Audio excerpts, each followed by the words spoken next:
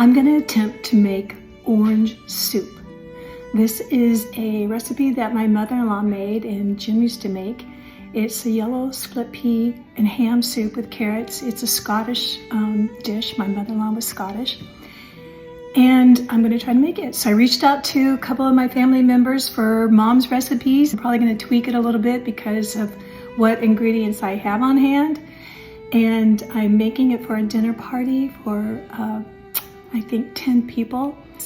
So let's see how this works. Anyways, I'm going to use yellow split peas. I'm going to make my own chicken broth. I love this stuff. You use a ham. This is what they gave me, country ham with a bone. Typically what you would use is the ham shank left over from your Christmas dinner or something like that. I'm going to use the leeks and onions. You could do just leeks, you could do just onions, you could add celery. I don't have any celery, I'm not going to do that. And you put carrots in it, hence the name orange soup. I only have this amount of carrots. I'm going to work with this and see what happens. So this recipe called for 2 cups of split peas, and I'm doubling the recipe. So I took 4 cups of split peas and I soaked them overnight and they grew tremendously. So for the carrots, what mom used to have the kids do is grate them on a grater box on the zest side of the grater box. But now they got shortcuts. So one of my brother-in-laws, he uses carrot juice, and my other brother-in-law told me how to just take your carrots and put it in a blender with some liquid. I used water, blend it all up. So that's what I did. So there's my carrots. I got my onions chopped, my leeks, and I've got my broth over here. And I'm going to put it all in this pan and see if it fits. Got my ham hocks in there. And so Charlie told me he puts his ham in there and then he covers it with his liquid. So I'm covering it with the broth I made. This is an 8-cup measuring cup, and I just took a wooden spoon into that jar and I just took out a couple lumps of broth and then measure it. And then I'm just going to add my onions and leeks. And you're not supposed to add your carrots until like toward the end. Okay, I don't think all this is going to fit in there, but we'll just see. Oh, and you know what? I think I should rinse them first. Hang on. Okay, I rinsed them. So Charlie told me he does not soak his overnight, but Tommy, my other brother-in-law, and his wife Maria, they soak theirs overnight because it cooks faster. And I also read that if you soak them and if you rinse them, it has less of a gas effect on you in your intestines. So I think it might be a good idea to soak them and to rinse them. And that made me start wondering, what's it like in Charlie's house compared to Tommy's house after they eat the soup? Something to think about. I was able to get all the split peas in this pan, but I had to take out some of the liquid. I don't know if I should have put them all in there because look how full this is and how thick this is.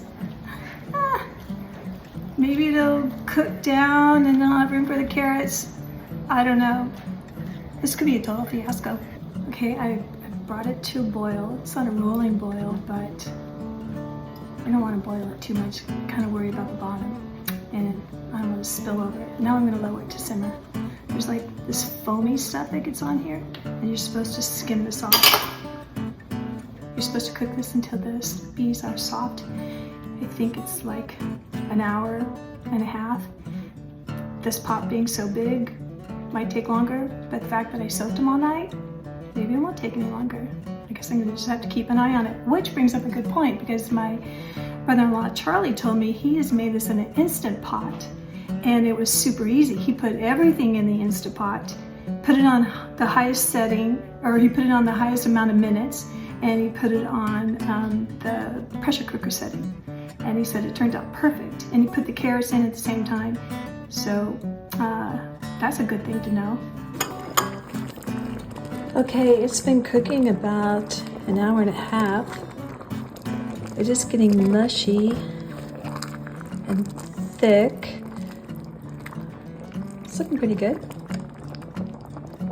By the way, I didn't put any salt and pepper in here because I put so much of that chicken bouillon that has salt in it, and I know that the ham hocks are salty too, so I tasted it. It seemed that like it had enough salt, and people could just add it at the table if they want. I start putting this in.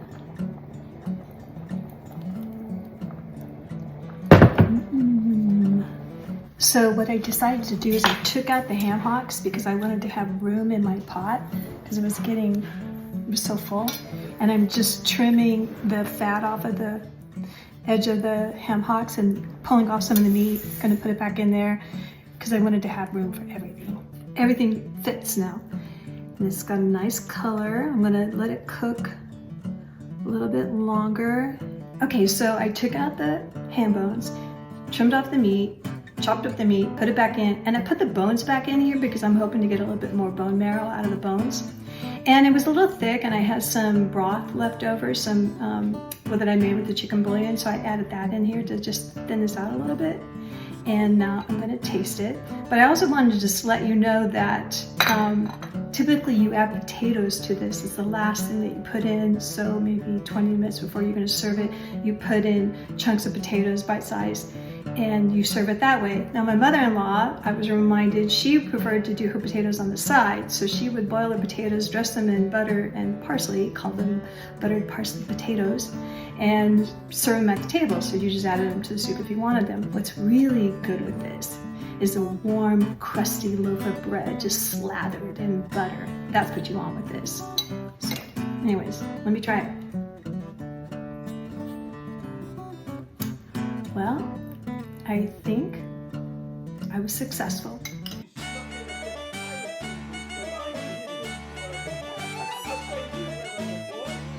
Delicious, very, very